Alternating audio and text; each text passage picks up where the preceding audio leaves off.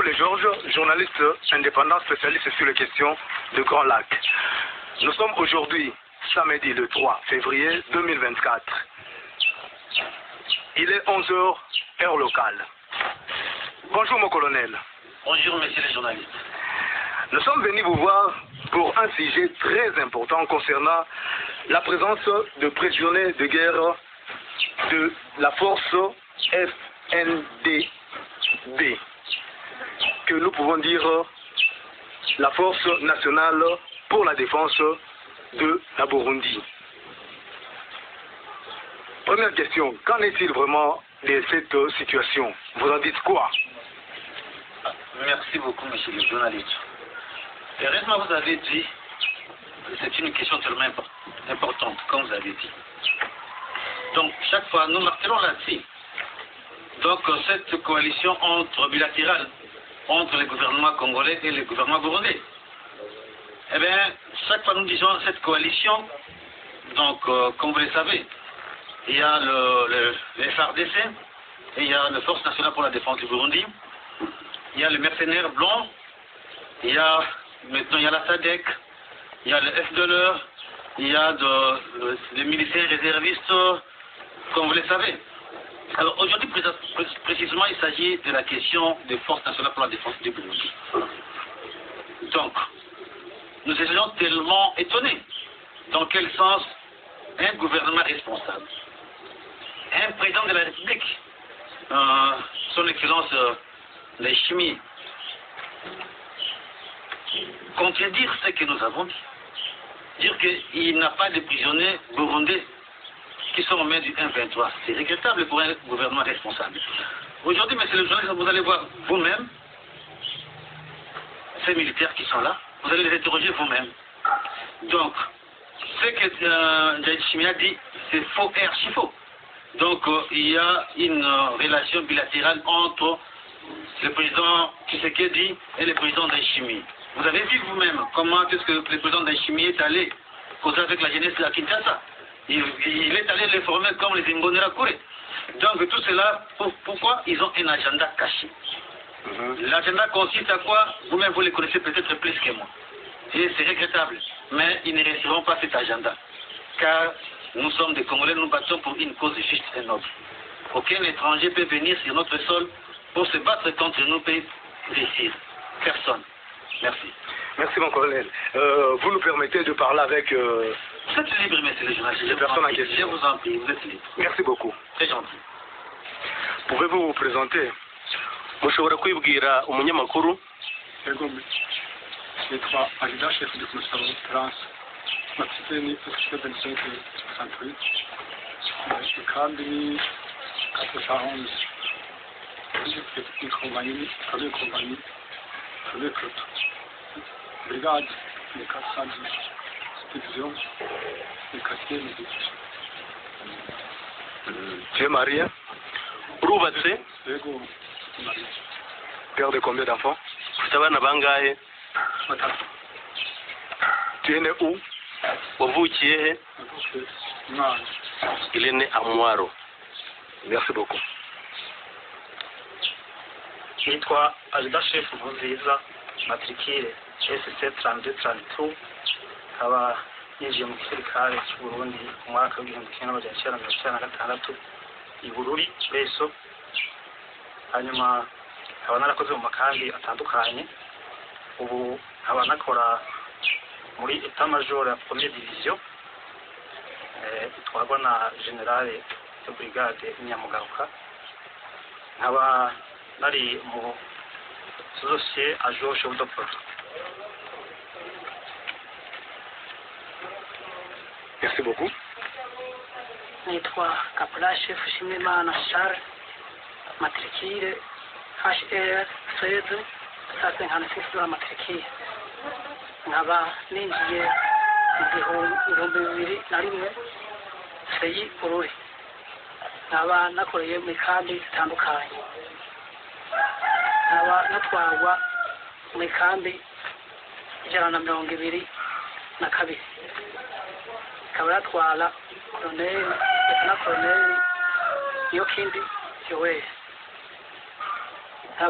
ikambi yatwarwa muri brigade 120 nkaba nari muri komanyi ya mbere roto ya mbere shibdo kit abafise umugore n'abana 5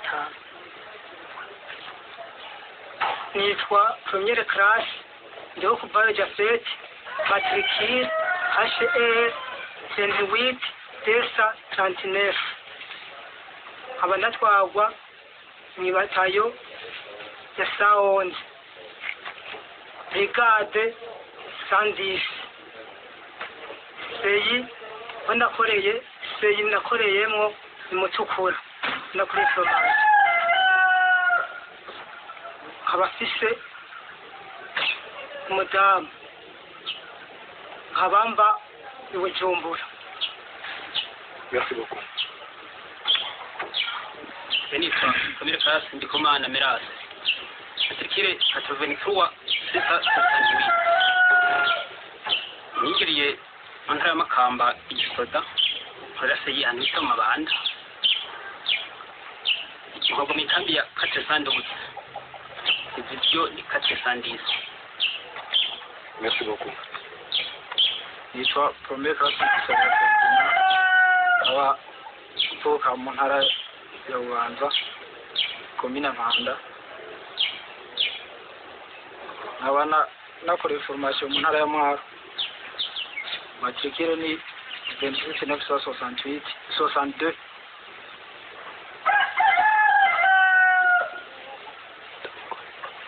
nta mugore mfite. Merci beaucoup. En effet, expliquez-nous brièvement comment vous vous êtes retrouvé ici en République démocratique du Congo. muri make turagusaba ko ubu tubwira uburyo wagaragaye ino muri République démocratique du Congo. Jewe kugira kino muri Congo na barantoye aho nakorera hanyuma ndagenda guhura n'abandi bavuye mu yandi makambi turagira ibatayo hanyuma haragira umunsi wo kwegerana twese hanyuma turaja ku kibuga cy'indege Bujumbura baraduha ibikoresho cyane n'ikeni n'inkoho baraduha ikeni ya FARDC hanyuma tuca turura indege iradushikana Igoma dushikanye Igoma twaciye twurira amakamyo ya gisirikare atujana ahitwa Mushake hanyuma tuja ku mapozisiyo ku dusozi dutandukanye kugira ngo turwane n'abanyarwanda. Merci beaucoup. Personnellement, j'ai été sélectionné dans mon bataillon.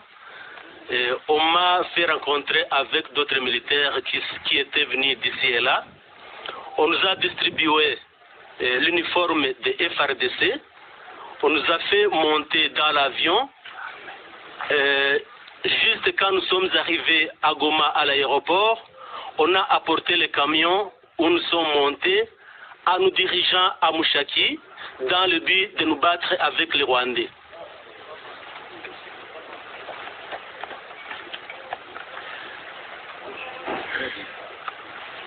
Tu viens de dire que tu as été tiré dans une unité pour aller former une nouvelle unité.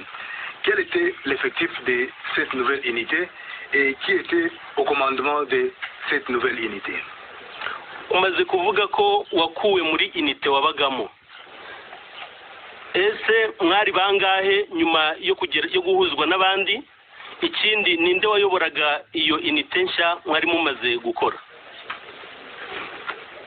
Jewe maze kuva muri unité natwagwa muri État Major Première Division twarahuye n'abandi batuwe mu yandi makambi atandukanye duhurira ahitwa ku Mudugudu hanyuma tugira ibatayo y'umunani ya Tafok twari effectif iri hagati ya n'amajana 6 n'amajana 7 ikaba yari iyobowe na Lieutenant Colonel Ngirankabo. Merci beaucoup. J'ai été sélectionné de l'état-major à la première division. J'ai rejoint d'autres militaires à Mudubugu, provenant de leurs unités respectives. nous avons formé le 8e bataillon Tafok, qui était composé de personnes estimées entre 600 à 700 militaires. Ces militaires étaient commandés par le lieutenant-colonel Singirankabo. Nous avons suivi maintenant votre président, le président Ndayishimiye, qui a nié qu'il n'y a pas de prisonniers de guerre burundais qui ont été capturés. Qu'est-ce que vous vous demandez? Kumvise ko Perezida Ndayishimiye w'i Burundi yahakanye ko nta mfungwa za gisirikare zafashwe na M23. Ese mwebwe mwaba musaba iki? Icyo dusaba ni uko imiryango yacu na sosiyete sivile y'u Burundi na communauté internationale bodufasha bakadusobera leta y'u Burundi ikumvikana na M23 isanzwe dufite kugeza ubu kugira ngo badusabire baturekure dusubire mu Burundi.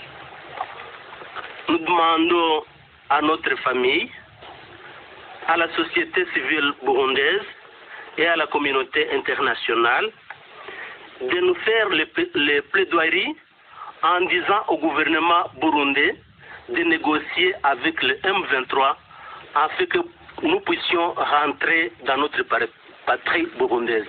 Merci beaucoup. Ikindi dusaba ni uko M23 itora agaciro ijambo ryashyikirijwe na perezida w'u Burundi ko atangabo z'u Burundi zafatiwe ku rugamba na M23, ahubwo tukayisaba yuko hamwe leta y'u Burundi yosaba M23 kuturekura kugira dusubire mu gihugu cyacu cy'u Burundi, yovyorosha ikaturekura kuko tuzi ko isanzwe yubahiriza agateka ka zina muntu. Dufatiye kuva dufatwa kugeza uyu munsi turabona yuko nta kibazo kirekire twagize, hanyuma tukabona kuja guhumuriza imiryango yacu kugeza tutazi ko turiho nuko twapfuye bakabona kuva mu gahinda barimo. Nous demandons au M23 de ne pas considérer les propos du président du Burundi qui a refusé que les militaires de son pays ont été capturés par les militaires du M23. Mais plutôt, dès que le gouvernement du Burundi aura la bonne volonté de nous rapatrier, que le M23 nous facilite en répondant favorablement à la demande de notre gouvernement. Et nous ne manquerons pas à féliciter l'armée du M23 qui nous a bien protégés depuis notre captivité. Ikindi gira gatatu saba n'abagenzi banjye turi kumwe nuko leta y'u Burundi yodufasha ikumvikana na M23 kugira ngo badufashe batworohereje dusubire gutaha mu gihugu cyacu Burundi. Pour la troisième chose, nous demandons au gouvernement du Burundi de collaborer avec le M23 afin que nous puissions être libérés et rentrer chez nous au Burundi. Ikindi kigira kane twosaba nuko leta y'u Burundi yovugana na M23 kugira ngo abagenzi bacu baguye ku rugamba aho twafatiwe barimo n'abayobozi ko imibiri yabo yojanwa mu Burundi kugira ngo ishingurane iteka. Nous demandons à notre gouvernement du Burundi de collaborer avec le M23 afin que le rapatriement des corps sans vie de nos confrères militaires et nos commandants succombés au champ de bataille là où nous avons été capturés, que ce rapatriement puisse être fait afin que nous puissions les ensevelir dans notre pays. Merci beaucoup. Merci beaucoup mon colonel pour cette interview. Merci. Je vous remercie en tout cas de votre part et de la part de toutes les autorités du M23. En tout cas, je ne sais pas si vous avez quelque chose à ajouter par rapport à ce que nos amis, le Burundais, ont dit. Mais ils ont interpellé, ils ont chanté leur hymne national. C'est un grand signe. Ils interpellent leur gouvernement. Je pense que le gouvernement doit être responsable. Si vous avez des prisonniers de guerre dans les grands pays du monde, qu'est-ce qu'ils font?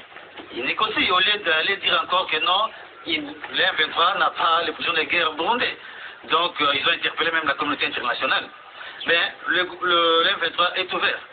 Est ouvert, ils sont là, ce sont des prisonniers de guerre, mais ils sont bien traités.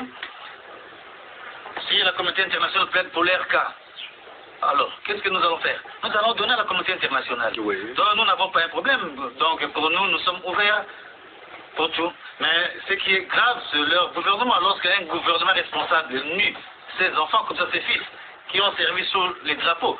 Mais ça vraiment, c'est un gouvernement, entre guillemets, irresponsable quand même.